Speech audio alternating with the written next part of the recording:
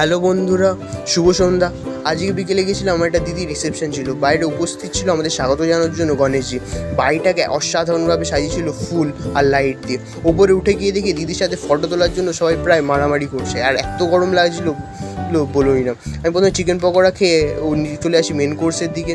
Main কোর্সে প্রথমে ছিল ডিমের ডেভিল, সাথে স্যালাড ছিল। ডিমের ডেভিলটা খুবই গরম গরম ছিল, তার সাথে দিয়ে দেয় আলুর দম।